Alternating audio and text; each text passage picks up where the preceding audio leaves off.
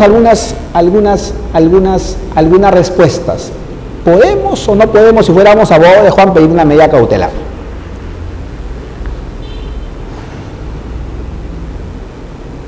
Recuerden que para pedir una medida cautelar tiene que haber, primer requisito 1, apariencia de derecho, que lo que pides tenga probabilidad de que luego va a ser estimado.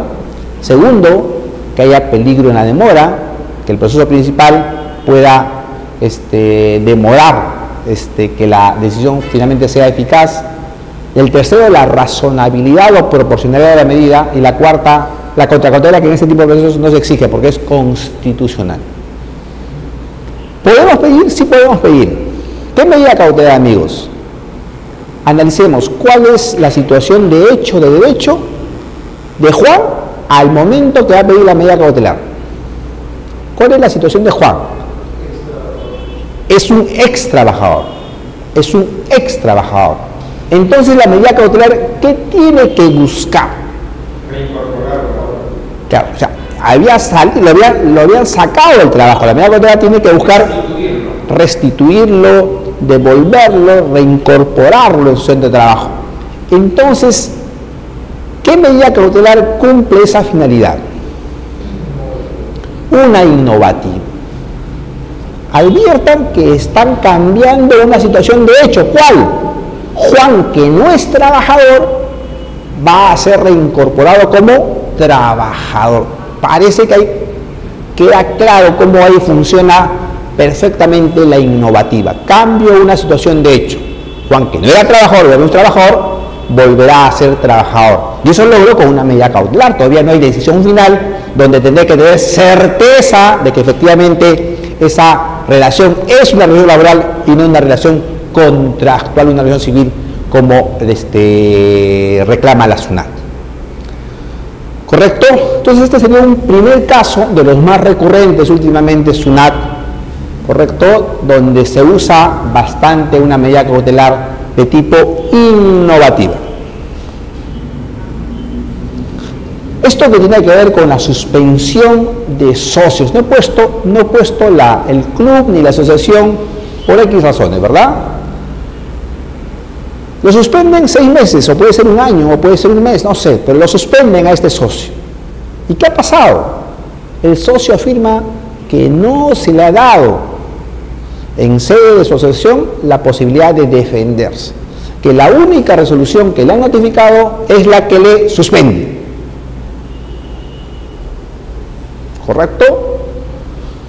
Se corre traslado a la parte contraria dice que efectivamente sus estatutos no prevén ese trámite, etcétera, etcétera, etcétera, y bueno, pero que él ha tenido oportunidad de impugnar esa decisión de suspensión. ¿Ante quién?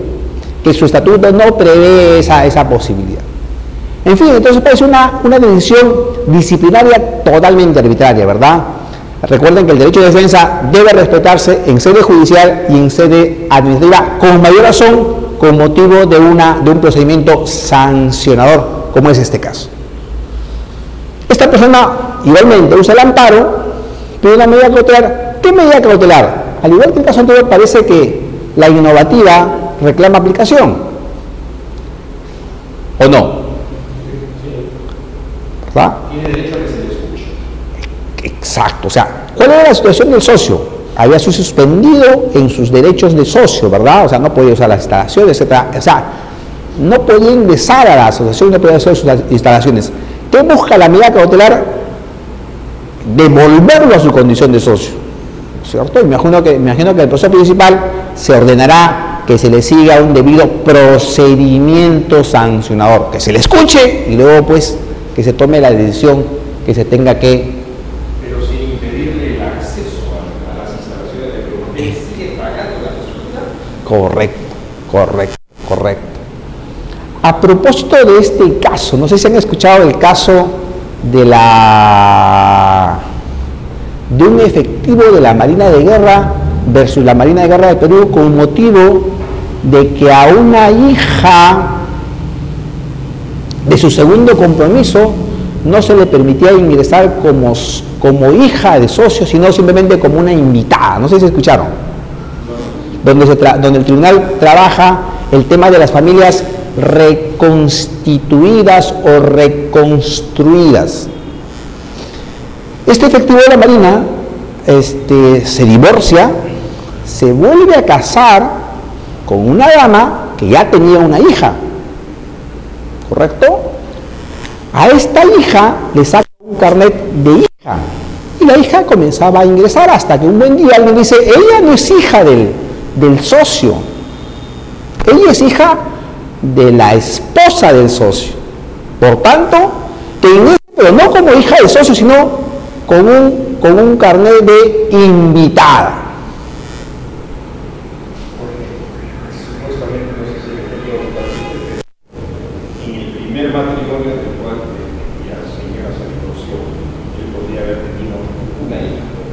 Y esa hija ingresaba con su carnet a las instalaciones. Correcto. Y así será, entiendo yo, hasta que se case o según lo que digan los estatutos de esa institución. Entonces, claro, la otra chica, salvo que la haya votado en ese caso, no tendría el mismo estatus, digamos, frente a los que tenían los estatutos de esa institución. Correcto. O sea, su estatuto decía las hijas de los socios, ¿no? Claro. Entonces ahí el tribunal entra a desarrollar el tema de las familias reconstituidas o reconstruidas y dice que esta hija, correcto, de su segundo compromiso tiene para estos efectos iguales derechos que la hija nacida dentro del matrimonio, ¿no? Sí. Y le ordena en el derecho a la igualdad. Lo que sucede, el tribunal dice lo siguiente: una gran cantidad de familias son familias reconstituidas. O sea, en la realidad eso está ocurriendo, dice. Entonces, dice el tribunal, tengo yo que de alguna manera proteger a estas familias reconstituidas y a sus integrantes de estas familias reconstituidas. Porque si no protejo, dice, un poco me salgo del tema de la protección de la familia. Entiende, entonces, extiende el concepto familia también a las familias reconstituidas, ¿no? En realidad puede ser polémico el fallo, pero se ha desarrollado este tema en esos términos de las familias reconstruidas o reconstruidas. Es un caso, pone usted Marina del Guerra de Perú y le va a arrojar esa sentencia que es... Sí, y en realidad es un tema que lo ha trabajado el TC, así como ha trabajado el tema de que la concubina tenía derecho a la pensión del concubino, y finalmente ese tema se ha convertido hace poco, hace 2 semanas, en ley, ¿no? En realidad, como le digo, puede ser opinable desde el punto de vista que sea, pero es un temita simpático, familias reconstruidas o reconstruidas, ¿no? Hablando más del TC, ¿qué pasa con estos cadetes? A ver, no sé cuál es la posición de ustedes. Con estos cadetes, mujeres que estando en la escuela quedan embarazadas. ¿Es legal o es ilegal que las retiren de la escuela? Ahora, en los estatutos, cuando ingresas a la escuela, ¿qué te dicen? Oye, para permanecer acá tendrás que tener tal condición. ¿Tiene que ser virgen? No he dicho que sea virgen, ni mucho menos.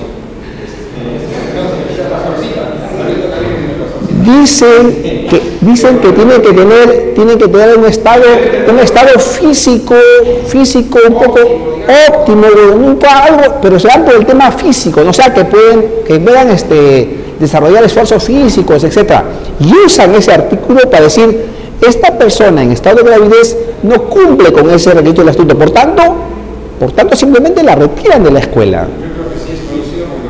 Entonces ahí hay un tema de una cadete de la policía donde ya se desarrolló el tema y se dijo que no, y hace poco vimos un caso de una cadete de la Marina, igual siguiendo la misma tendencia dijimos que no, ¿no? que no se le podía separar de la escuela, claro, claro, claro. Y doctor, y en su opinión, ¿qué habría que hacer? Esperar que, porque la maternidad no solo es un tema de concepción y de dar a luz, o sea, la maternidad es todo, ¿no? Es todo, o sea, la maternidad es tener un hijo, es un prenatal, un postnatal, es criar al hijo, es salir de la escuela, o sea, salir de la escuela a criar al niño, o sea, ¿cuál es la alternativa? Finalmente, constitucionalmente, ¿qué cosa estamos haciendo? Estamos distinguiendo a la mujer en el tratamiento, pero esto es una situación absolutamente especial. Claro, justamente. ¿Cómo hago yo para mantener a esa mujer, ¿no? En el ejército? Claro, igual que un trato, me imagino, parecido a una mujer que trabaja en el sector público o sector privado, ¿no? Creo que se le puede añadir unos meses más, ¿no? Porque esta persona va a volver a la escuela. Es otro enfoque. Pero que sí la tendría. Para mí sí es inconstitucional, estoy de acuerdo. Ah, claro. Claro. Pero también creo que sí debe ser retirada de la escuela militar. O sea, ella sabía cuando iba a ingresar que tenía que cuidarse. Ya. Entonces, claro, si yo quiero seguir acá, me tengo que cuidar. Porque si no me cuido va a pasar eso, digamos, ¿no? Entonces, claro, ya hay una cierta responsabilidad de la persona. Claro, pero lo que se analiza ahí es si esos estatutos internos de la policía o de las Fuerzas Armadas son acorde con las normas fundamentales, ¿no? Y se concluye que no, ¿no? Es lo mismo el caso que si se permite que ingresen O sea, homosexuales o lesbianas a las academias, digamos, ¿no? Exacto. Entonces, En sede del sector privado, por ejemplo, es causal de nulidad de despido cuando la empresa despide a la persona porque se ha embarazado, por ejemplo. O sea, es más o menos la misma idea, ¿no? Es nulo el despido, claro. La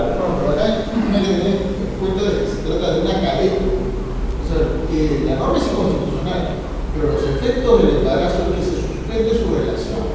O sea, no es que la despido. O sea, Exacto. Suspendo por un... Tu matrícula queda suspendida. Cuando puedas recuperar, regresa. regresas. Exacto. Ahora, cuando regresas, ya estás fuera del estándar. O sea, te vas a recuperar de 4 años porque te gusta darle de la cara y no te quieres despegar de tu hijo hasta los 4 años. Resulta que ya no estás en el estándar. Entonces ya no te puedes incorporar. O sea, eso Correcto, correcto. Caso, claro.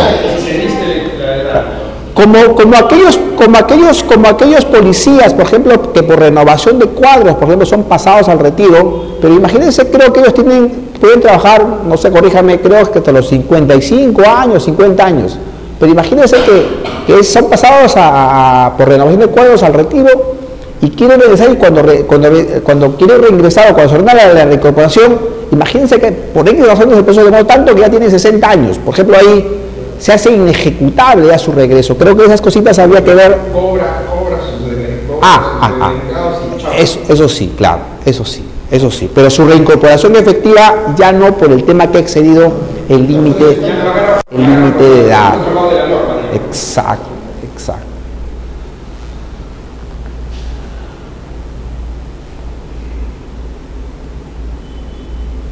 Justamente, ¿no? Separación de policías por renovación de cuadros. Policía afirma que se le separó a la policía por renovación de cuadros. ¿Y qué hace la policía, amigos? ¿Qué hacía? Pero siguen llegando esos casos. Simplemente son un cliché de resolución. No analizan caso por caso, el caso de cada persona. Simplemente un cliché, le ponen el nombre y dicen por renovación del artículo tal. Pasa a la condición de situación de retiro. Entonces el tribunal ha dicho en esos casos, acá no lo has justificado, acá no has entrado caso por caso. En consecuencia, tu resolución por inmotivada es nula, ¿no? Y ha comenzado a declarar fundadas las demandas, ¿no? Igual que en el caso del socio suspendido, igual que el caso del trabajador, creo que acá la medida cautelar pertinente es una innovativa, ¿verdad? Una persona que había sido retirado, que ya no era policía, reingresa a la policía, ¿verdad? En este tema de la separación por la renovación de cuadros, creo que el tema es más complejo. Ahora existe una norma en el derecho laboral privado, unos En el privado. En el privado. Y de llegada a esa edad, necesariamente tienen que jubilarse. ¿No? 70 años necesariamente tienen que jubilarse. Ya. En consecuencia es igual que la renovación por cuadros. Es decir, tú sabes, porque la norma es así, tu carrera militar dura hasta que cumples 55, 60, 65 años. Y que si llegas a los 65 años, hay una norma que es parte de la formación militar, que a los 65 años te vas de la vida activa del ejército. Claro, cuando es por edad creo que queda claro. El otro supuesto es cuando permaneces en el mismo grado por más de 5 años, ¿no? Es el otro supuesto, ¿no? Entonces ya lo sacan por burro. O cuando nombran como director, o como cuando nombra como director al que está en la lista en el 10, entonces los 9 que van adelante simplemente tienen que salir, ¿no? Pero ese segundo supuesto es el más recurrente, ¿no? Y comienzan a discutir si ya cumplió 5 años, si no cumplió 5 años, y bueno, todo un tema ahí. Bueno, dejemos a casos constitucionales, vamos a casos civiles. ¿Qué está pasando, amigos, con las ejecuciones de actas de conciliación? Casi todas, por no decir todas, el acuerdo conciliatorio referido a entrega de inmuebles perjudica a un tercero. Por lo menos las que están llegando, casi todas tienen ese norte. Y entonces este tercero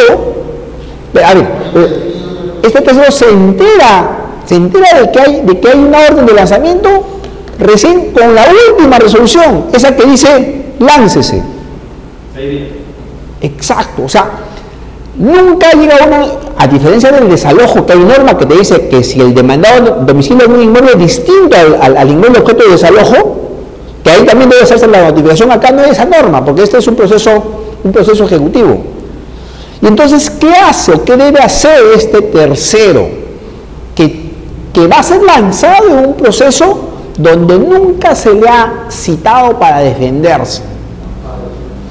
Amparo. ¿Correcto? Entonces tienes acá amparo en realidad contra una resolución judicial. ¿Qué medida cautelar se puede pedir en este amparo, amigos? De no. Ajá. A ver, vamos cambiando o no. A ver. La posesión del bien. Ya. Déjame en mi posesión, ¿no es cierto? ¿Estamos de acuerdo desde no innovar? Correcto, quiero permanecer en posesión del bien. No puedes lanzarme, correcto, porque no he sido notificado en este proceso y por tanto no he tenido mi día en el tribunal. Dígame. ¿De qué tercero estaríamos hablando? ¿De un tercero legitimado por un contrato de arrendamiento, de un tercero becario? A ver, doctor, más o menos los casos que se han presentado son los siguientes. Al doctor Retamoso yo le invito a conciliar, ¿correcto? No consigo. No, se supone que el tercero es una persona que tiene un contrato de alquiler vigente en el momento de la No, es que el tercero no ha participado en el acuerdo conciliatorio. ¿Pero en qué condición de qué está ese tercero en el inmueble?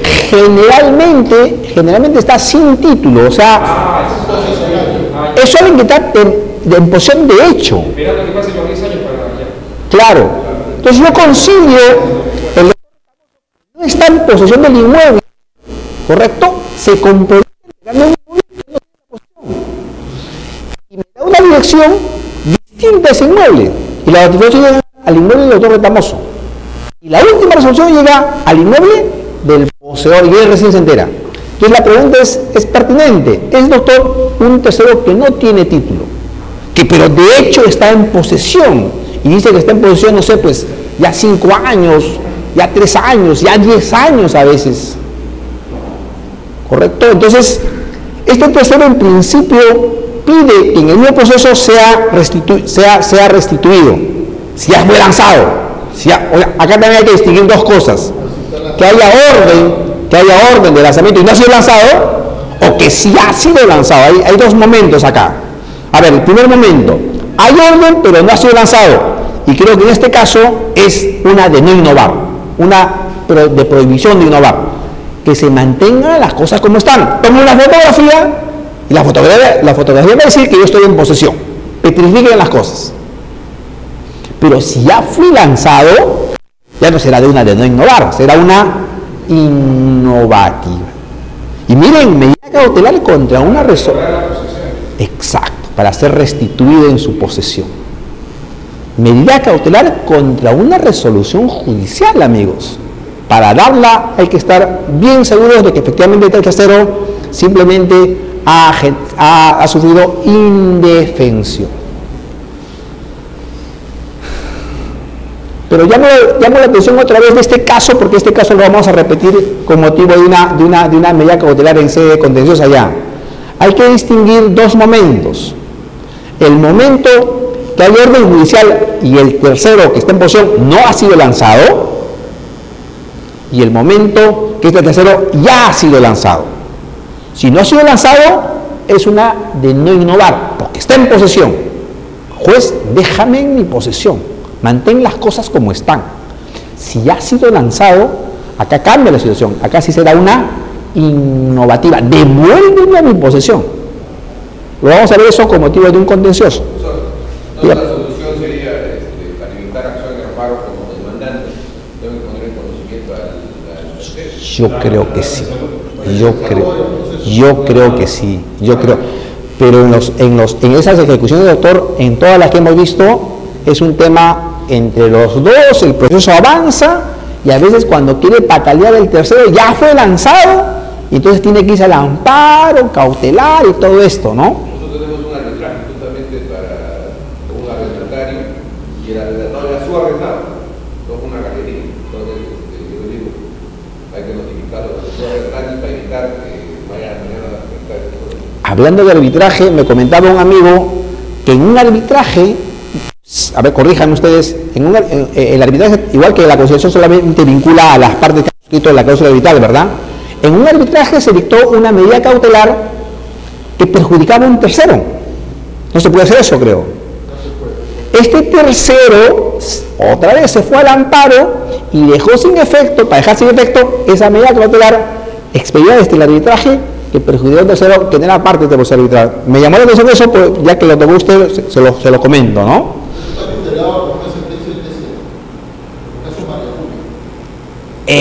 Sí, creo que sí, ¿no? Es ese tercero que no participa. Una de las excepciones para... 3 o 4, ¿no? 3 o 4 son, ¿no? 3 o 4 de las excepciones para... Una es esa, ¿no? El tercero que no es parte del caso María Julia, ¿no? O María Luisa.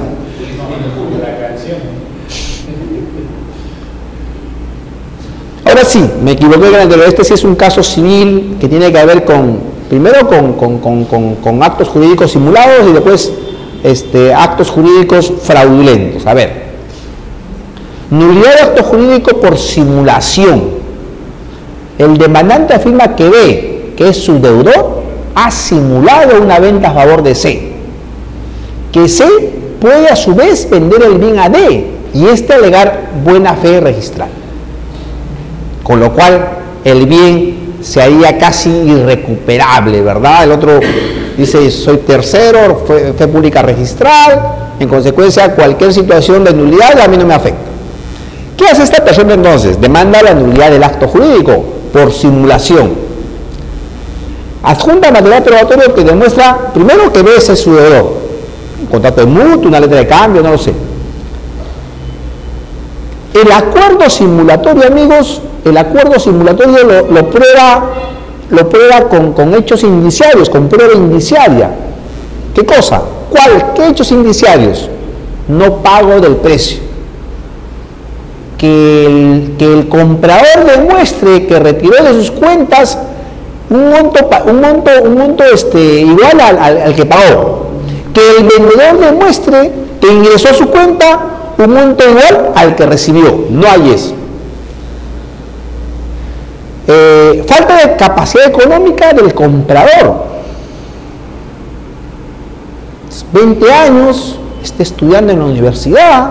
¿Cómo es posible que haya pagado 50.000 o 100.000 dólares al contado? Y finalmente, el vínculo familiar. La persona a quien ha vendido es su hermano. Recuerden ustedes que en los actos jurídicos simulados no hay prueba documental, no hay prueba directa. Ustedes lo que tienen que trabajar es con prueba indiciaria. Indicio 1 más indicio 2 más indicio 3.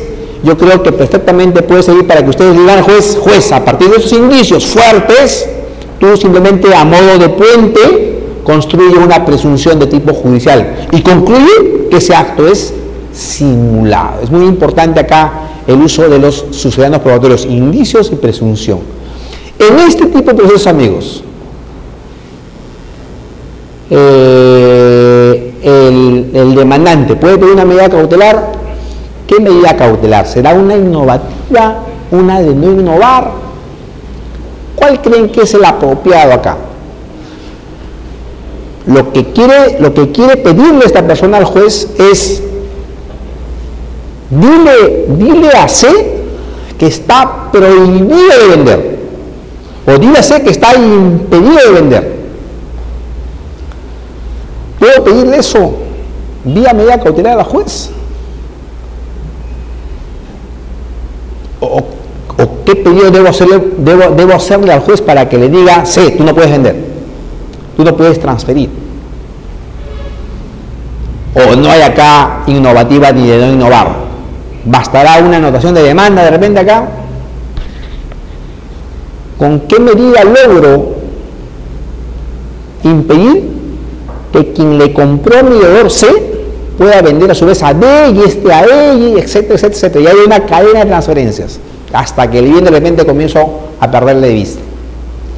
¿Qué es lo que normalmente ocurre, amigos? No hay una sola transferencia después del acto simulado, hay 1, 2, 3, hasta 4. Entonces el trabajo se hace más complejo en tratar de vincular al primer comprador, segundo comprador, tercer comprador y cuarto comprador. Básicamente son relaciones comerciales, relaciones societarias, relaciones familiares, pero si no hay nada de eso, el problema es más complejo, ¿no? ¿Qué medida cautelar se presentará acá como la más pertinente, la más idónea para que se le impida a C vender?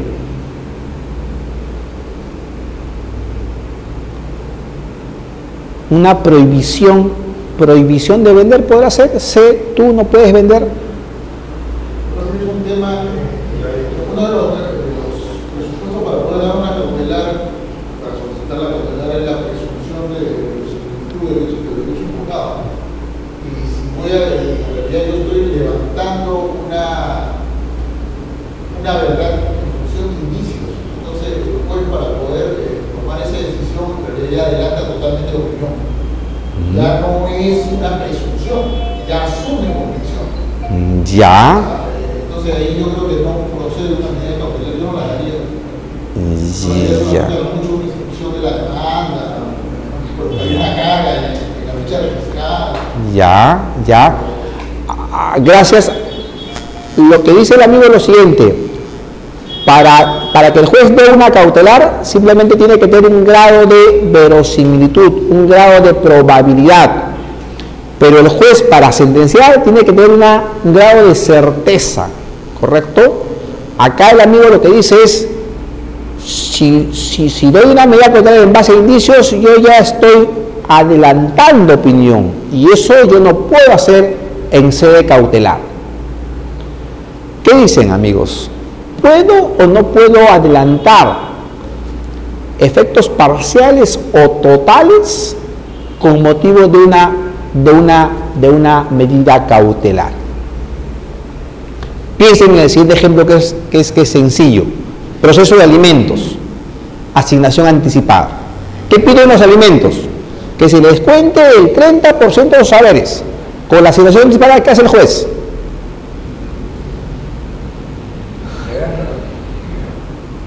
adelanta efectos parciales o totales. Puede, Pero hay una presunción, un derecho invocado. hay una partida de nacimiento. Una partida de nacimiento, una declaración de Que acredita que Si no hubiera partida de nacimiento, si no hubiera partida de nacimiento, los clásicos hijos alimentistas, donde solo lo ha declarado la mujer y haya puesto padre Juan Pérez y demanda a Juan Pérez, ¿le da o no le da? sí le da, pero no basta. después. Depende del secretario. De los secretarios. Si es Malson, le da todo. Malson. A ver, me acabo de acordar cuando llegamos a ICA, todavía bastante novatos, era un tema de alimentos, y era un hijo alimentista, y la persona decía que había tenido relaciones con la persona en el Hotel X, ¿correcto? Y describía el hotel, la entrada, todo eso. ¿Y qué creen que en nuestra inexperiencia ordenamos? Que el juez haga una instrucción judicial para saber si las características coincidían o no coincidían en nuestra inexperiencia, porque en realidad el juez no fue, lo mandó al secretario, no sé qué cosa hizo, ¿no? Pero en realidad en nuestra experiencia apostamos por eso, porque de alguna manera estábamos persuadidos de que eso había ocurrido, ¿no?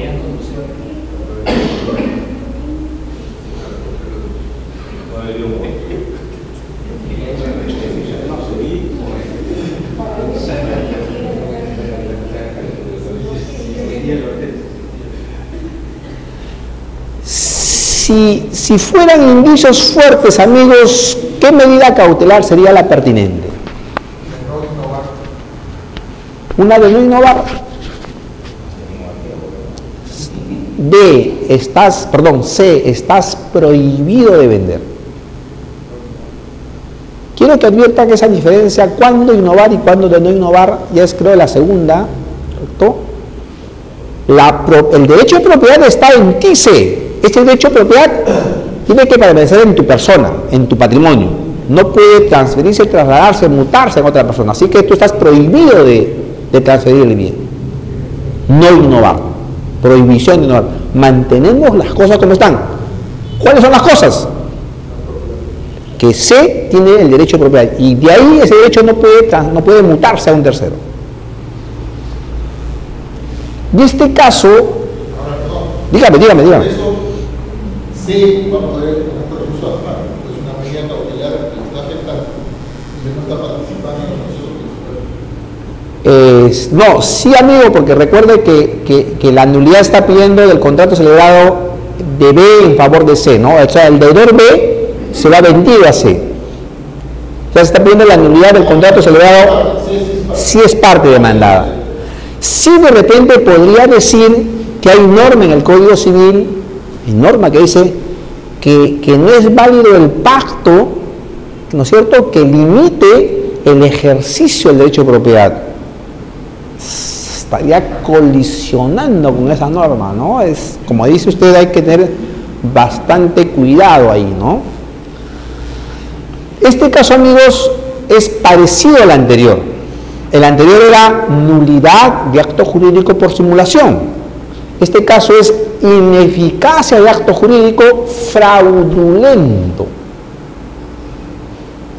Esto es 195, el anterior es 219.5, creo.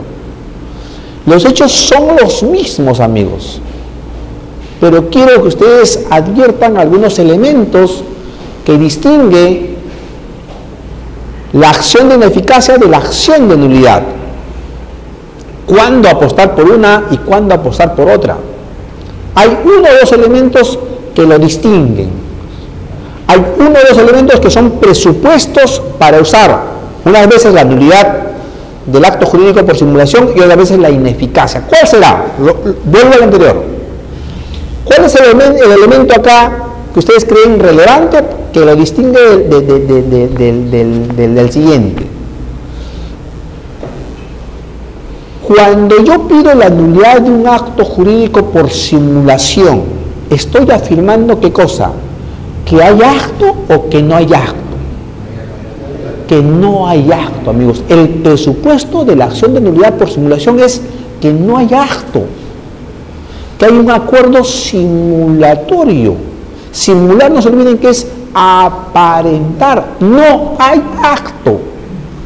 En cambio, cuando yo apuesto por la ineficacia del acto, yo afirmo y admito que sí hay acto, pero que este acto que existe se ha realizado con el fin de perjudicar al acreedor. Fíjense entonces, el presupuesto de uno y otro es distinto. El primero pasa por afirmar que no hay acto y el segundo por afirmar que sí hay acto. Y en este último caso, amigos, ¿qué pasa? Hay una norma, el 197 del Código Civil, que dice que el subadquirente, o sea, que quien le adquiere, a quien adquiere el deudor, no se va a perjudicar de la acción de ineficacia si hubiera actuado de buena fe. Me explico. El amigo es mi deudor, ¿correcto? El amigo dispone del único bien, la única casa que tiene para frente a la creencia. Acá el amigo, lo ven. Yo puedo atacar este acto con la acción de ineficacia. 195, acción pauliana. Pero si a su vez el adquirente de mi deudor lo transfiere a alguien que vamos a llamar subadquirente, dice que mi acción de ineficacia no va a perjudicar al subadquirente siempre que él hubiera actuado de buena fe. Tengo obviamente que primero trabajar rápido y segundo, si se produjera esta segunda transferencia, romper la presunción de la buena fe. ¿Cómo rompería esa presunción de la buena fe? ¿Qué debería hacer acá? Una vez que intento la ineficacia del acto, ¿qué medida cautelar será la idónea para, me imagino que igual que en el caso anterior, que estás prohibido de vender? ¿Algo más podría hacer? ¿Cómo pongo en conocimiento de este tercero o de cualquier tercero que este acto se está cuestionando en sede judicial? Una anotación de demanda. Exacto. Y rompo la buena fe, destruyo la buena fe de cualquier tercero. ¿Correcto? Pero igual que en el caso anterior, podría yo vía medida de no innovar decirle, adquirente, tú estás prohibido de vender.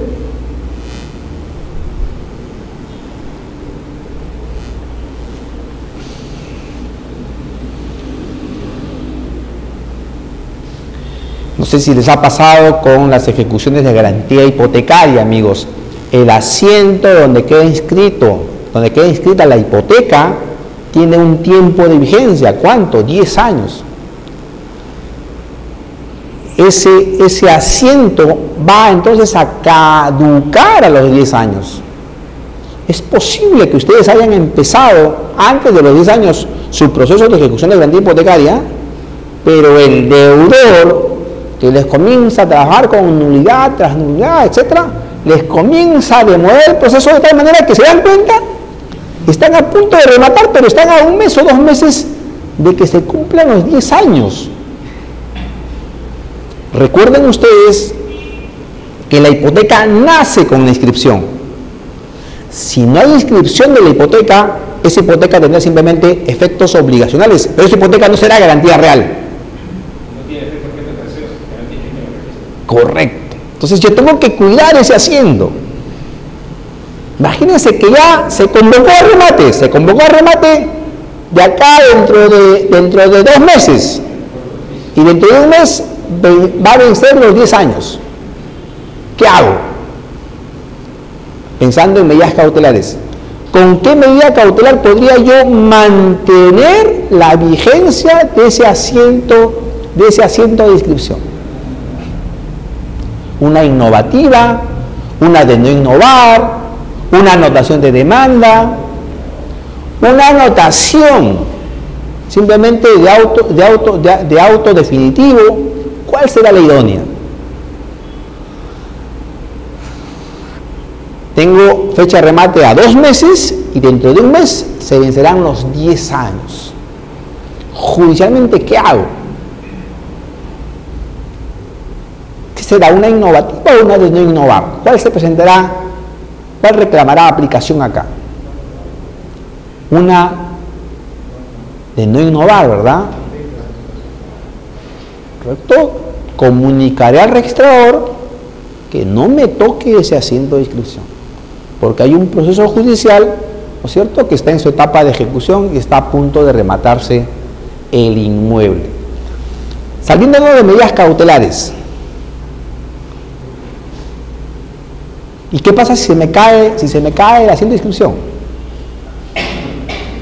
El deudor al día siguiente de que se cumplieron 10 años se fue al registro público y con una hoja 4 le dijo al registrador, hace el cómputo de 10 años, declara la caducidad del asiento de inscripción. Inmediatamente que logra eso se va al juzgado y dice, juzgado, ya no puedes rematar nada, ya no hay hipoteca, perdón, ya no hay garantía real. Hay hipoteca para efectos obligacionales, pero ya no hay hipoteca como garantía real. El asiento caducó. ¿Qué hacemos? ¿Perdimos? ¿Qué podríamos hacer? Saliéndonos un poquito del tema de medidas cautelares. Este deudor, amigos, lo primero que va a hacer apenas logre la caducidad de la asiento de inscripción, lo primero que va a hacer es venderlo. Entonces yo tengo que actuar antes de, si se me cae la medida cautelar, perdón, si se me cae la asiento de inscripción, en realidad casi voy a quedar desprotegido, ¿no? ¿Podré en el mismo proceso buscar otros bienes de mi deudor y afectarlos ahora con un embargo o no? O el objeto del proceso de ejecución de garantía hipotecaria es rematar ese bien hipotecado y como ya no hay bien hipotecado, el objeto del proceso simplemente no tiene razón de ser y el proceso tiene que declararse concluido. Hay toda una discusión, amigos, ¿ah? Sobre todo cuando esa hipoteca garantiza un monto alto, ¿no? Ahí el tema, la pelea es de gladiador a gladiador, ¿no?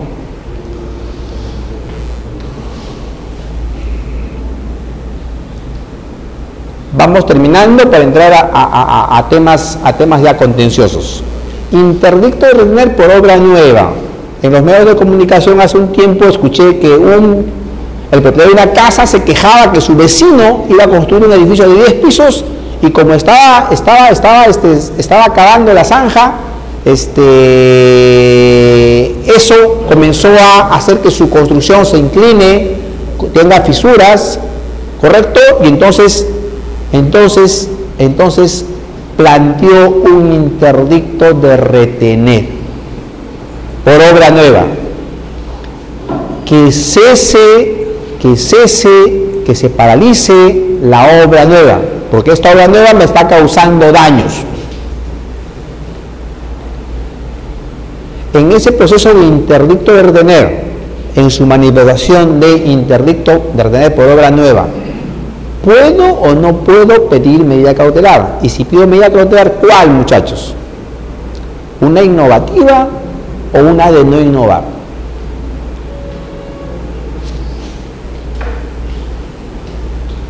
A ver, una persona está construyendo, está realizando toda la excavación, va a ser un edificio de 10 pisos, me imagino que es una excavación, no sé, pues de 10 metros de abajo. ¿Cuál será la idónea? ¿Una innovativa o una de no innovar?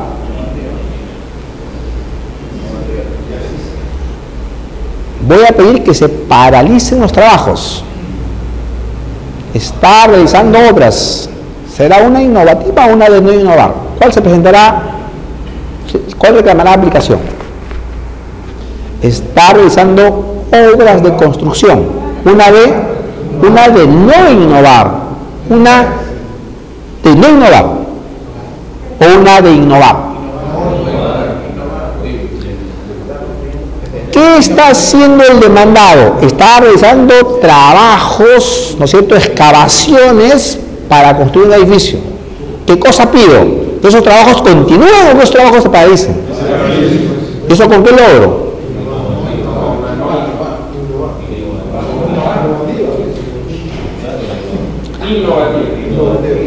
Innovar, ¿verdad? A ver, justifica su suposición. Si lo que quieres parar la situación actual, que se quede ahí como está, ¿no? Yo lo que quiero que no continúe escalando. Ya. Entonces, la idea de no innovar es que el tema se quede en la situación que se encuentra. Ya. A ver, no le falta razón, ¿ah? A ver, analicemos nuevamente entonces. Ojo que el trabajo es simplemente comienza a hacer excavación para hacer los cimientos, ¿verdad? Está haciendo esos trabajos. Ya hizo 10 metros y le faltan 30 metros más. Yo lo creo que se quede ahí. No innovar. Yo creo que no innovar. Ahora, Porque él no va a restituir y tapar el hueco. Eso sería la innovativa. salvo que lo que yo pretenda No, es que suspenda la licencia que él tiene. No continúa el Lo que yo pretendo es que se suspenda la licencia que él tiene, que lo autoriza a. ¿Correcto? Eso sería un tema de innovar. Que se paralicen los trabajos, que las cosas se queden en la situación que están. Está acabando 10 metros y tiene que acabar 10 más o 20 más. Pareciera que fuera de innovar, ¿no? Pero si yo lo que pido es que pero en el interdicto, acuérdese, o sea, su medida cautelar, esto es otro tema que tiene que manejar. La medida cautelar tiene que ser, la pretensión cautelar tiene que ser correspondiente con la pretensión principal. ¿La pretensión principal cuál es? Que cesen los actos con motivo de la obra nueva. Esa es la pretensión principal. O sea, no puedo yo salirme del tema de licencia. Entonces, yo estoy pidiendo que cese esa obra nueva.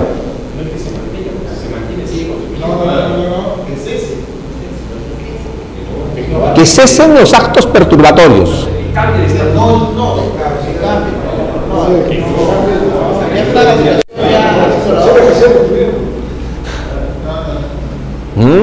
O lo pido mejor como una temporada sobre el fondo y no me hago problemas.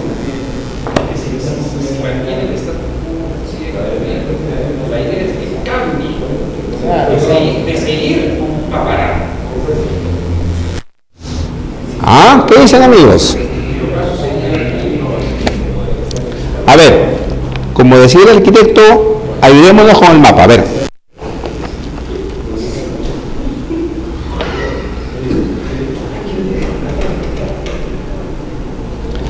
A ver, miren lo que dice el 682. Ante la inminencia de un perjuicio irreparable, puede el juez dictar medidas destinadas a reponer un estado de hecho de derecho cuya alteración vaya a ser o es el sustento de la demanda. ¿Qué dice el 687? Prohibición de innovar. Ante la inminencia de un perjuicio irreparable, puede el juez dictar medidas destinadas a conservar la situación de hecho de derecho cuya situación vaya a ser o sea invocada en la demanda. ¿Con cuál nos quedamos?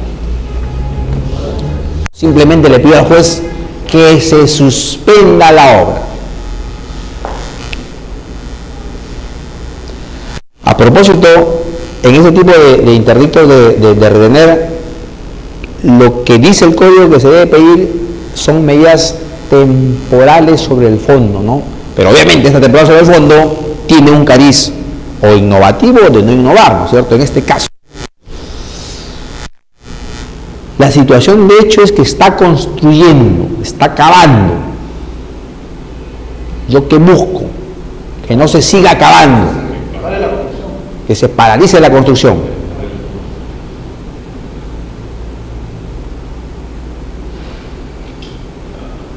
Parece que fuera una de innovar, ¿no? Sin que le falte razón al amigo, ¿ah?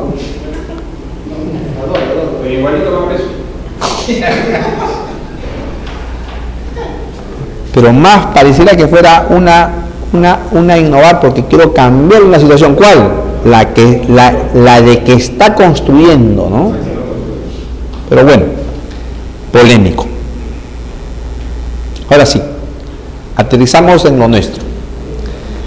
Este es un proceso contencioso administrativo, ¿correcto? Acá se está cuestionando la buena pro. En una demanda contenciosa administrativa, con una versión de la OCE, que declaró nula la buena pro y otorga la misma a otra empresa, se pone al segundo o tercer postor quien llevó la apelación, ¿correcto? Hechos. El demandante ganó la buena pro. El segundo postor apeló y dijo que los documentos presentados por el que ganó la buena pro son documentos falsos. La OCE dice fundada la apelación del segundo postor. El demandante aporta material probatorio que prueba o que probaría que los documentos no son falsos.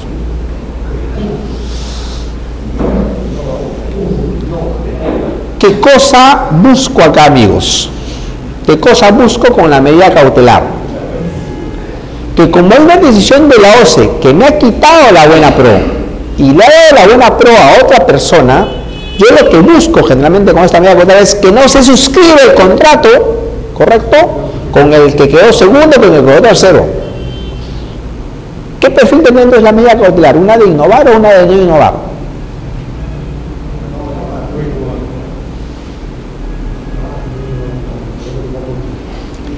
La resolución de la OCE dice nula la buena pro otorgada en favor de A y se le otorga la buena pro en favor de B.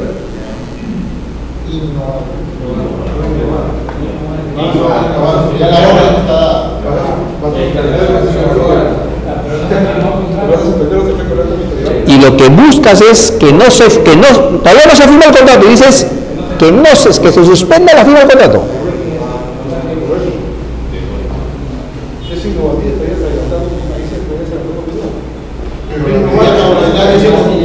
La medida cautelar es contra el hecho material o contra la orden de derecho. Es contra la situación de hecho o de derecho. En este caso, la orden está dada. Ya se produjo el acto administrativo. Ya es nula la resolución, el ganador es el postor B. ¿Ya? Entonces ya la medida cautelar está contra esa orden. Contra esa resolución. Sí. Contra esa resolución. Yo lo que para suspender sus efectos. O sea, lo que quiere es que se paralice, o sea, que se suspenden los efectos del acto administrativo, pero no igual. Que se quede la situación como está. No. Pero a ver. ¿Cuál es la situación?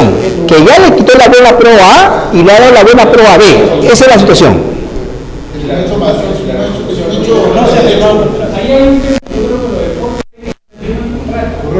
En cualquier entre A o B, el objetivo y el contrato, si no se va a firmar, queda como está.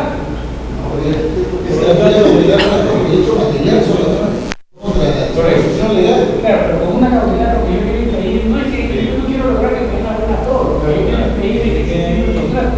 Creo que eso se va a resolver el principal. O sea, para eso, no se olviden que mi pretensión cautelar tiene que ser coherente, correspondiente con mi pretensión principal. ¿Cuál es mi pretensión principal? Que se declare nula la resolución de la OCE. Entonces mi pretensión cautelar, ¿qué buscará? que se suspenda la firma del contrato mientras que no se resuelve que se quiere firma como está, no se resuelve. Todo depende de cómo plantees tu pretensión principal. Si has pedido la nulidad, Pero todo depende de cómo plantees tu pretensión. has pedido la nulidad de la resolución de la OCE. Me olvidé darle a la secretaria de Retamoso para que saque copias. Acá hay dos medidas cautelares, una da, una no da. Ahorita vemos cuál es la que corresponde. Los hechos son los mismos, la jueza es la misma, pero creo que hay un elemento que diferencia una decisión de otra. De repente no hay para ustedes, no lo sé. ¿Cómo hacemos? ¿Reparto a los que alcanza o en el break? Ya, está bien.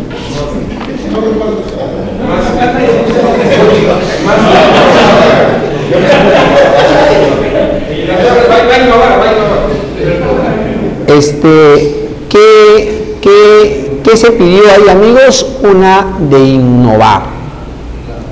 Una de innovar. Pero ¿Por qué? Porque mi pretensión principal, a ver, mi pretensión principal es, ¿cuál? Que se declare nula la resolución de la OCE, que me ha quitado la buena P y la ha dado a B. Mi pretensión cautelar tiene que ser coherente con esta pretensión, ya tiene que buscar adelantar los efectos totales o parciales de esta resolución. Entonces, ¿qué estoy buscando acá? Que se declare nula.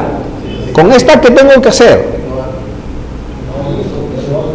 Que no se aplique, que no se materialice, que no se ejecute dentro de la palabra. Técnicamente, ¿no? Ahora ya en los pedidos me han dicho los colegas que lo piden como no reversión, no aplicaría, en fin. Pero técnicamente pareciera que fuera innovar, amigos, ¿no? Técnicamente. Ahora, lo que me han dicho además los colegas, se los cuento, esto no es un tema pacífico. Me piden innovativa y yo le doy innovativa, ¿para qué? ¿Para qué le dejo innovativa? Para suspender el contrato. Pues parecía que no habría coherencia, de repente como consecuencia de, pero es la consecuencia, no es el objetivo principal, como consecuencia de que no aplico o no ejecuto, en consecuencia todavía no se hace el contrato. Pero es una consecuencia de no el objeto principal de la pretensión cautelar, ¿no? Pero igual, dice que esa es la finalidad. No suscripción del contrato. ¿Correcto? ¿Cómo logras ahí? La vía es la innovativa, pero con la consecuencia, se pone además a... Correcto, pero técnicamente pareciera que esa fuera la pertinente. Y con eso terminamos, no, pues ya nos vamos a defender.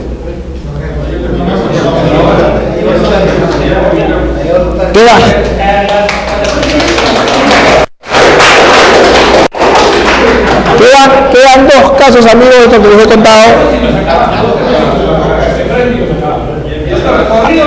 Ya.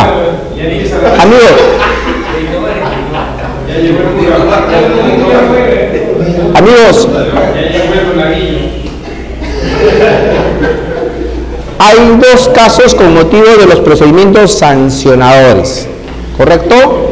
El caso 10 y el caso 11.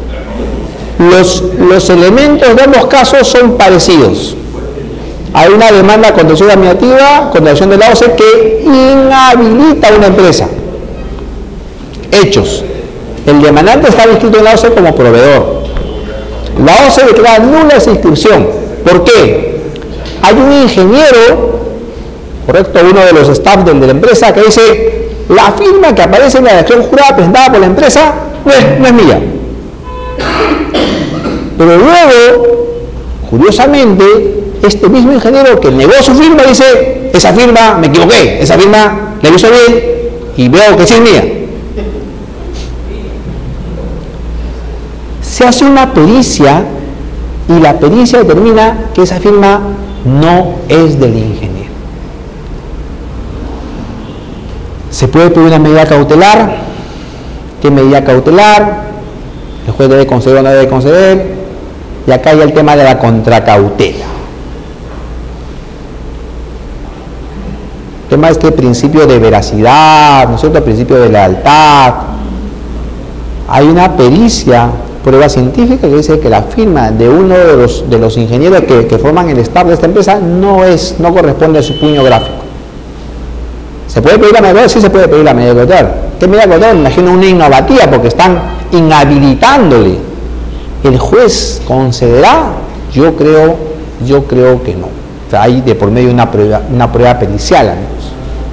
¿Correcto?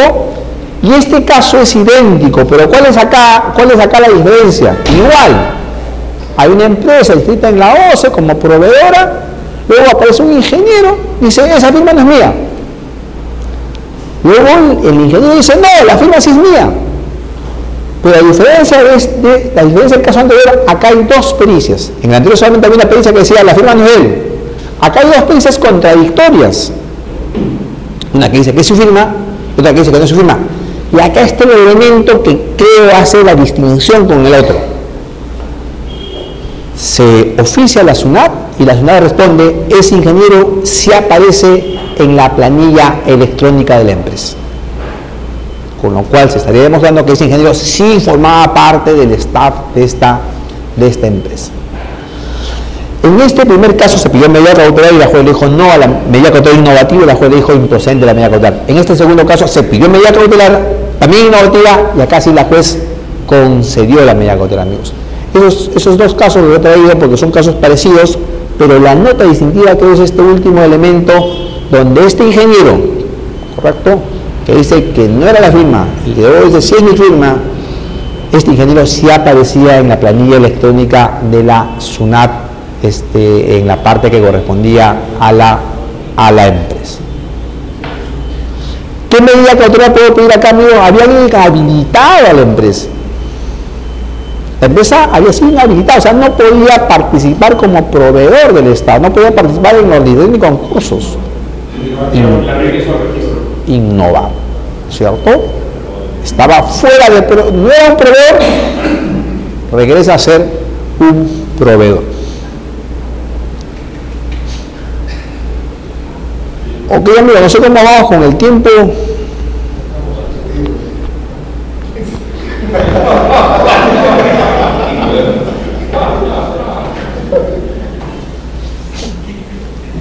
La contracautela, amigos, la contracautela. En este caso, donde la juez está persuadida de que sí va a conceder la medida cautelar, ¿qué contracautela será la pertinente? Cuando el juez va a otorgar una medida cautelar, ¿qué contracautela será la pertinente? ¿Una personal, caución juratoria, fianza bancaria o una real? ¿Una hipoteca, una garantía mobiliaria o una carga? Algunos de ustedes ha ofrecido una carga, una juez me comentó de que ofrecen una carga, que en registros públicos aparezca que mi casa y mi terreno tiene una carga. Para mí me pareció novedad. Y le dije, ¿y cómo finalmente ejecutas esa carga si la medida cautelar causa un perjuicio? Finalmente, quien obtuvo la medida cautelar no es favorecido con la sentencia. Igual que una hipoteca, me dice. Lo remato. Por eso quería saber, ustedes que están en este medio, si alguna vez han visto como contracautela una carga sobre inmuebles, sobre terrenos o sobre embarcaciones. Claro, hipoteca sí, ¿no? Pero esto carga. Y lo otro que me llamó la atención, como les decía, era que cuando ofrecen carta fianza, amigos, y se trata de licitaciones públicas, ¿de qué? De $1 millón, me dice un colega de la sala contenciosa que exigen carta fianza bancaria por ese monto. No sé si les parece a ustedes razonable o no. En el caso concreto de la inhabilitación, ¿por qué tendría que haber contracautela? ¿Quién es el que se va a perjudicar en el caso de que se pierda el Estado, porque de alguna manera ingresaría a su registro de proveedores una persona que de alguna manera no ha sido transparente con su información, ¿no? Pero generalmente me dicen que esta inmigración ocurre como consecuencia de un proceso en curso, ¿no? O sea, para sacarlo de carrera a esta persona, ¿no es cierto?, logran inhabilitarlo, con lo cual queda fuera del concurso, ¿no? O ya ganó la buena pro y le sacan esta inhabilitación, ¿no? O sea, va en paralelo, creo. A ver, cuando yo ofrezco contracautela, yo puedo ofrecer una contracautela determinada, pero el juez, al momento de determinar, o el juez, el juzgador en este caso, va a evaluar si se dan los requisitos de verosimilitud, pedir una demora. En virtud de eso va a decir cuál sería la medida cautelar adecuada, no va, adelante, fondo, pero la contracautela después puede aceptar la que yo diga, o puede disponer otra. Correcto.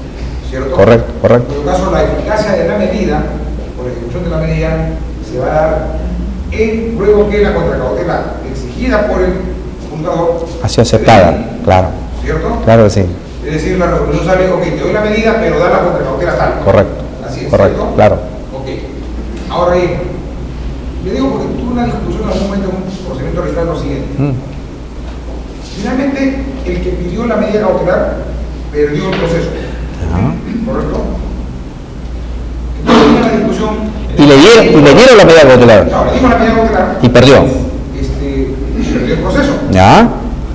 Particularmente fue una medida cautelar, lo de otro tribunal, o sea, el tribunal se recompuso totalmente, otro tribunal había dado la medida, al final el tribunal que integré no le dio la razón, entonces perdió el caso.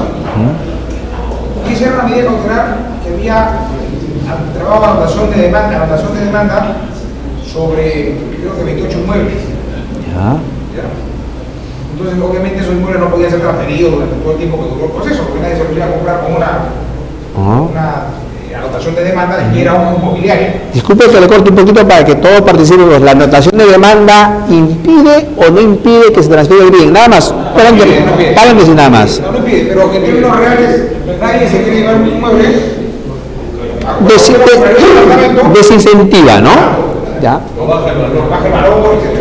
¿no? Pero al final, el tema es que estos señores habían ofrecido fianza. ¿Correcto? Fianza bancaria. Y la discusión fue, oiga, esto de acá perdió la medida, perdió el proceso principal, se levanta pues la medida cautelar y los daños y perjuicios donde se discute. Primero para ver si cae. Entonces, o es automático. Entonces, el tema parece que no es automático. Hay que acreditarlo. Los daños yo creo que sí. Claro que sí. Para los daños uno tiene que acreditarlo. Acreditar el daño y acreditar además el cuándo, ¿no? ¿El cuánto? ¿El juzgador es competente para conocer eso? Yo creo que sí. Tanto el juzgador en la vía judicial, que también era nuestra duda, ¿ya? O en el arbitral. Eso requería un proceso adicional. Y yo creo que sí, ¿no? Y yo creo que en el mismo proceso arbitral o judicial, ¿no?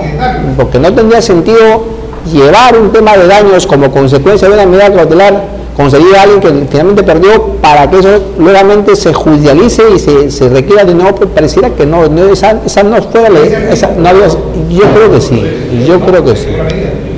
Yo creo que sí, amigo, yo creo que sí. Pero el derecho no es automático. No, siempre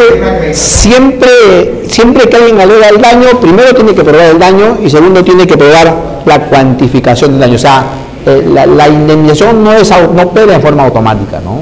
Pero cuando se pierde el principal, inmediatamente no se ejecuta la contracautela. Pero dependiendo de la... No, pero dependiendo de la magnitud del daño, pues. Si tú acreditas, no, claro, si tú acreditas... Determiné el daño cuando, como juzgador, establecí el monto de la contracautela. Yo predeterminé el daño. Por eso es que digo, la contracautela tiene que ser por 1 millón. Si se pierde el principal, el millón no tiene por qué tener necesidad de un sustento. La contracautela inmediatamente se ejecuta. Claro, pero imagínense que lo... Pero imagínense que lo que se pidió... Es una garantía, es la crónica. La contracautela fuera como garantía, como garantía. Es una garantía que se ejecuta. Ojo que la contracautela sirve para reparar los daños que la medida cautelar concedida va a causar. No, creo que es posible graduar, ¿no? Creo. No lo veo que. Por eso que tienes el problema, porque nunca vamos a poder nosotros. O sea, ¿cuándo le tienes? Después del agua. Si tú estás en agua, tú sacas el tema. Y ahí viene, y soy competente para ver el otro tema, no puedes. Pero a ver, pongamos un caso real. Una licitación por 1 millón. Licitación pública por 1 millón de soles, ¿correcto? La OCE le quitó la buena prueba A y se le dio la buena prueba B, ¿correcto? A abre su proceso contencioso y en ese proceso contencioso pide su medida cautelar y el juez le dice, como este tema es hacienda 1 millón, tú me das, si tú crees que tiene la razón, tú me das una contracautela por ese monto. La persona que se perjudica con la concesión de esa medida cautelar, ¿no es cierto?, tendría que acreditar que el daño que le ha causado la no firma de ese contrato asciende ese monto, porque no, creo que no podría ser de otra manera. O puede ser más, no lo sé. Vamos a poner el caso específico de la inhabilitación. El Estado va a tener que acreditar a cuánto significa el daño por haber incorporado a un proveedor en el registro y mantenerlo con capacidad de contratar con el Estado. Claro, pero mire. Eso ya está predefinido en el momento que se ha firmado la contratación. Claro, pero si la licitación es por 1 millón, el monto que es por 1 millón, la empresa no va a ganar 1 millón. La empresa que se ganó la buena prueba no va a ganar 1 millón. La empresa que ganó la buena prueba no creo que gane 1 millón, ganará pues 100.000 o 200.000. ¿Cómo le vas a dar 1 millón a esa empresa que por esa buena prueba te va a ganar 100.000? No habría proporcionalidad, creo yo. No, es que no es solamente la oportunidad deja de percibir. Algo más, póngale 100 más. No, claro. La oportunidad para la comunidad y para todo el mundo de la oportunidad de la obra. O sea, ahí está el millón. Y finalmente el Código Civil permite cosas a los juzgadores que cuando no se puede determinar el daño, establecerlo de manera razonable. Claro, pero dígame, si finalmente no se firmó el contrato, ¿el Estado desembolsó el millón? No hay desembolso el millón. Que haya lo que usted dice, que la no ejecución de esa obra haya generado daños sociales, etcétera, tendrá que calcularse. Y si no se puede calcular, a ver amigos, no sé si comparten eso, si no se puede calcular el monto real, hay una norma en el Código Civil que permite apelar a criterios de equidad. Cuando el monto no se pueda calcular en su real, exactamente, usted puede apelar a criterios de equidad. Y entonces tendrá que tener algún factor que diga, estos daños son el millón, o los 2 millones, o medio millón. Yo le explico un tema por qué inquietud ya. Perdóneme, pero tendrán que justificar, una. ¿Por qué creen que el daño asciende a ese monto, no? Creo. Termina el daño. El mismo juez, claro. ¿No puede haber otro segundo proceso? No, ese mismo juez te va, discúlpeme, le creo. No, mi postura básicamente por lo siguiente, yo sí creo que por definición la conservación es una garantía para futuros daños que se puedan ocasionar como se puedan ocasionar como consecuencia de la concesión de cautelar. Lo que pasa es que ese daño no está probado anteladamente, ¿correcto? No funciona como una penalidad. Es decir, yo ahí lo voy a discutir un poquito contigo, Ricardo, pero el problema es, en el ámbito judicial no hay un problema, porque en el ámbito judicial el juez está sentado ahí y sigue, ¿correcto? Entonces, pero en el ámbito arbitral, una vez que el tribunal emite su laudo, y nadie reconsidera esa persona, pide rectificación, aclaración, se genera todo un incidente, que es, ahora vamos a sentarnos a discutir desde el que hay daño, o no hay daño, y cuál es el daño, y cómo lo probamos, con lo cual genera otra discusión aparte. Yo creo que, no sé, y acá el doctor puede apoyar, ¿cuál es la práctica judicial? Hay que trasladar exactamente al sistema arbitral. Es decir, en la práctica judicial, una vez que se cae la medida cautelar porque se pierde el principal, el juez le dice a la parte que ha sido vencedora, acredítame el daño para poder ver si te voy a dar el monto de la contracautela o no te lo voy a dar. No, la garantía se ejecuta después inmediato y se la entrego a la parte que ha sido declarada. Cuando yo tenía no lo mismo en la Pero, a ver. Es la práctica judicial. no, la judicial, Ya, a ver. Vamos con una hipoteca. Como contracautela se otorgó una hipoteca, no sé pues, por $1 millón. Seguimos un razonamiento, a ver. La licitación fue por $1 millón, entonces le dijo el juez, a ver, otorgame hipoteca por $1 millón. La pregunta, amigo. No, lo primero es, ¿hay proporcionalidad? En principio pareciera que sí, estás millón con millón. No, pues no hay proporcionalidad. Sería más. Es un tema. La valoración del daño potencial tiene que estar preestablecido para poder establecer la contracautela. Ya, por eso le digo, o sea, hipoteca, si el concurso es por $1 millón, la hipoteca sería por ¿cuánto? $1 millón más arriba, más abajo. Imagínense que es $1 millón. $1 millón. ¿Por cuánto va a salir ese bien? ¿Va a salir por $1 millón? No, menos. No va a salir por $1 millón. Entonces, les estoy tratando de demostrar que nunca es la hipoteca fue por $1 millón, pero no sale por $1 millón, sale por las 2/3 partes. Y si no sale en primera convocatoria, se seguirá castigando. Le estoy demostrando con ese caso donde ahora, salvo que usted me diga, no, si es $1 millón, entonces la hipoteca que sea, lo elevaría a usted, me imagino. O sea, lo elevará a $1.500.000 para que en primera convocatoria salga justamente por $1 millón. Pero ¿qué pasa si no hay ningún postor? Y se castiga. Entonces, claro, usted dice que si el concurso es por $1 millón y la contracautela es por $1 millón, simplemente se toma el millón y se le paga. Claro, pero lo estoy demostrando ahora. Está viendo el árbitro, el deudor reclamoso. En ese caso que usted pidió hipoteca por $1 millón, no va a poner $1 millón ahí. Porque al salir de remate, va a salir por las 2/3 partes, o sea, va a salir por 633.000 punto no sé cuánto. Y si no sale en primera convocatoria, se castigará. Con lo cual, o sea, la línea de pensamiento que usted tiene de millón con millón, no va a jugar. Con carta fianza, hasta por $1 millón. Tendrá que ejecutarse la carta fianza por $1 millón. O en la sentencia debe establecer el juzgador. No, porque es un tema siempre posterior a la sentencia, ¿no? O sea, ya perdiste, la sentencia ya quedó. Es un incidente. Yo creo. ¿Post-sentencia? Sí, claro. La sentencia terminó, te desestimaron la demanda. Quien se cree perjudicado con la medida cautelar le dice, juez, toma la contracautela y págame.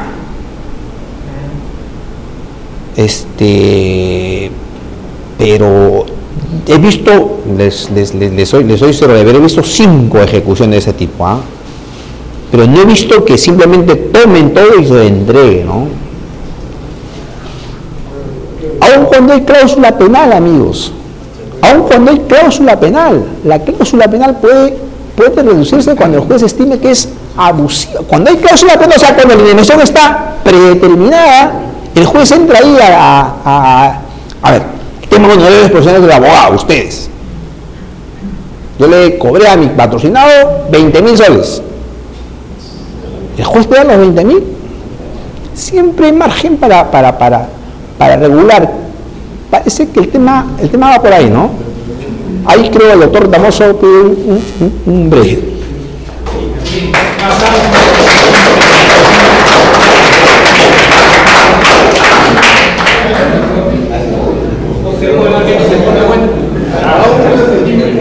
Le entrego ya al final, ¿no? Vamos a proceder a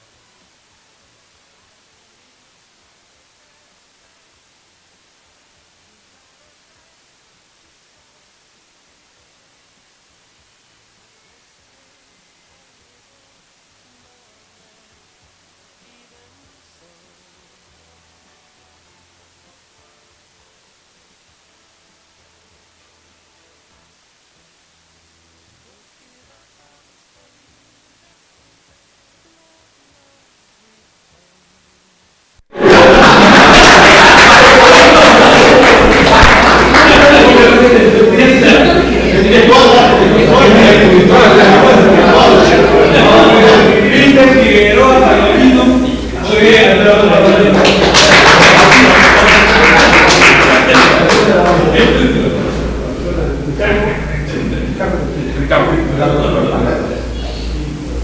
Marco Antonio pasa la firma, Sarmiento Doctor, ahí está.